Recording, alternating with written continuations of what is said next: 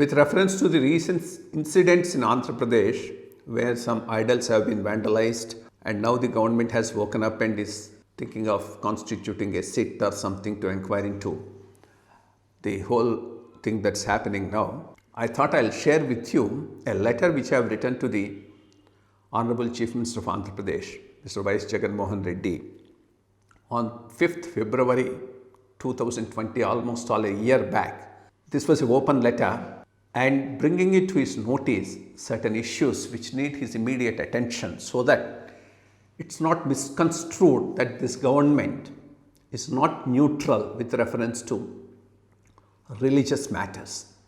In fact, by then there were one or two very good and positive initiatives that were taken by the government, for which I thanked him. One was he excluded the endowment lands being distributed for house sites to the poor. I welcomed that because giving house sites is a responsibility of the government. Either you have the government land and give it, or you buy and give it. But you can't use the endowment lands which have been endowed to the temples for a different purpose. So that the government in any case excluded. So I thanked him on that, but at the same time requested him to ensure that over a period of time by different governments, lot of endowment lands have been just like that given for very nominal lease, cheap, and some of them are occupied unauthorizedly. To evict those who are occupying them in an unauthorized manner and to revise these leases so that the temples get a proper income was another request that I have made. Unfortunately, no particular action has been taken in this regard so far by the government. At that time, another initiative that was done by this government was the TTD funds were being given to the small temples. I welcomed that idea and told him that's a very good measure, but wanted that these funds should be used for the propagation and for preserving the Hindu religion. For that, what I wanted was the Archakas should be trained as Samajika Karyakartas for protection of the Hindu religion. They should be made accountable for taking the message of the Hindu religion to different parts of the village, irrespective of caste, creed and color.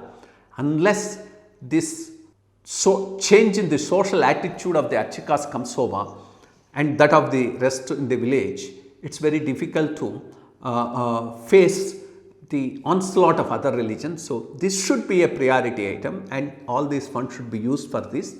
And Samarasata Vedika, which was very actively working in this field, should be coordinated, and this should be a major work of the endowments department. Unfortunately, so far this particular aspect has not been attended to by the government. The request to the government in this regard is because the Hindu temples are under the administration of the government, unlike the institutions of the other religions. Once you have the power to control them, you also have the responsibility to use them properly for the defense and propagation of the Hindu religion. This particular aspect so far has not been given any attention by this government. The other important point which I have brought to his notice is to establish the Dharmika Parishad, which is already there in the Endowment Act, with some eminent people whose sincerity and devotion for the cause of the religion is not questioned, and bring the religious staff under them so that this can coordinate the activities of the religious staff as well as the propagation of the Hindu religion. But even here, the government has not taken any action that is required so far. Then the issue of people from other religions working in Hindu institutions was also brought to his notice, and I specifically mentioned this issue cannot be sorted out unless the issue is taken up and sorted out at the level of the Chief Minister. What is required is creating some supernumerary posts in other departments and absorbing them there so that their livelihood is not affected, and at the same time take action so that in future the recruitment is far more rigorous so that only the Hindus get selected for the Hindu religious institutions. Unfortunately, in this also progress in this government is abysmal. Then I also brought to his notice two issues. One is raising the honorarium of the imams and the pastors, as well as the economic assistance to a trip to Jerusalem, as well as constructing of churches with public funds. I specifically mentioned all these are against the constitution, even in case they are there in the election manifesto. It's high time this CM looks at the constitutional aspect of this and abandons any such motives. But here also I am afraid the progress is not that good. And finally, I also brought to his notice a specific speech by a collector of a district stating that most of the village volunteers or secretaries, volunteers I presume, but I think he mentioned it as secretaries, are from a particular community, and that they have been favored as part of this dispensation. These were the words of the collector. Is the government owning up the statement of this collector, or if that's not correct, then has the government taken any action against him? If not, then naturally the people will definitely get suspicion about the motives of the government. And then there were also incidents like in the Pushkar Ghats, people coming and practicing or preaching a different religion. Pushkar Ghats are definitely, a river, yes, definitely is a secular place, but not the Pushkar Ghats, which have a specific religious connotation. So why allow these things to happen there? Similarly, by then itself, there was this incident of desecration of temples in Pithapuram, which at that time the government brushed off as the work of a madman. Differing with the government, I told it's not a work of a madman and it needs a thorough probe. Had the government done a thorough probe at that time, all these unfortunate incidents which subsequently happened in the last 1 year wouldn't have really happened. So this is another thing where the government should have acted immediately.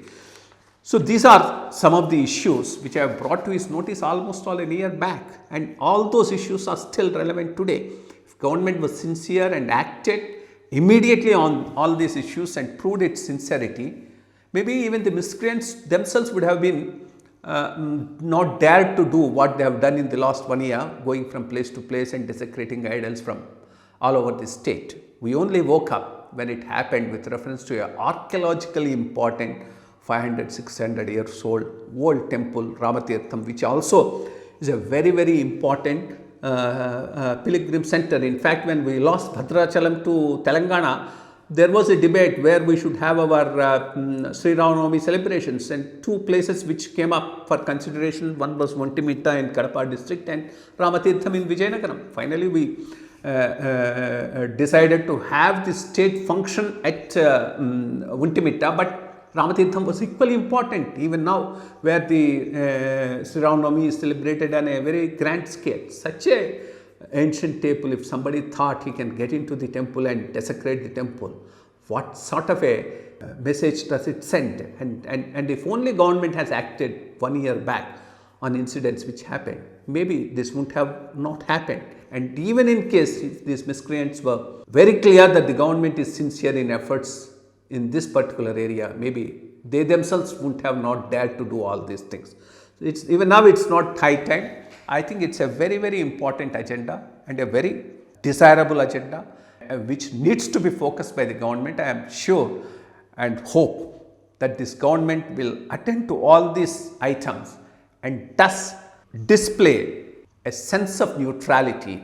It's not just being neutral, you should also appear to be neutral. That's equally important on the religious issues, so that this type of a problem does not persist in the state of Andhra Pradesh. Remember, today this is an issue which is AP centric. No other state has this. What happens in Sindh in Pakistan is happening in Andhra Pradesh in India, and Sindh we keep blaming Pakistan. Whom do we blame for Andhra? So I am sure the government would act immediately and prove its credentials on these issues, so that people do not have any misgivings on these issues in future. Thank you very much.